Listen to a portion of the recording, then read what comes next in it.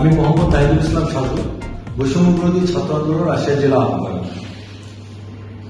এনসিপির দেওয়া রাজশাহী জেলা কমিটির কিছু বিতর্কিত ব্যক্তি রয়েছে যারা আওয়ামী লীগকে পুনর্বাসন করার চেষ্টা করছে। এর কিছু তথ্য প্রমাণ আমার সামনে আসায় আমি বিষয়টি নিয়ে কথা বলি, কিন্তু তার কোনো সুরাহা না হয় আমি মনে করি এটি সরাসরি জুলাই বিপ্লবের শহীদদের রক্তের সাথে বেইমানির সামিল। আওয়ামী লীগকে পুনর্বাসন করা ব্যক্তিদের উপরে সাংগঠনিক ব্যবস্থা গ্রহণ করা না হলে এনসিপিকে রাজশাহীতে অবাঞ্ছিত ঘোষণা করা হবে। আমাকে ১ নং যুগ্ম সমন্বয়কারীর দায়িত্ব দেওয়া হলে আওয়ামী লীগের গুপ্তচরের বিষয়ে জানতে পেরে আমি তাৎক্ষণিক এনসিপি কেন্দ্রকে বিষয়টি অবগত করি।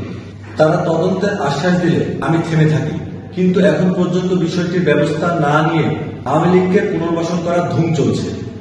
বৈষম্য বিরোধী ছাত্র আন্দোলন রাজশাহীতে স্বচ্ছতার সাথে কাজ করে যাচ্ছে। বৈষম্য বিরোধী ছাত্র আন্দোলন থাকতে রাজশাহীতে কোনো আওয়ামী লীগের প্রেতাত্মাকে জায়গা দেওয়া হবে না, ইনশাআল্লাহ। ইনকিলাব জিন্দাবাদ।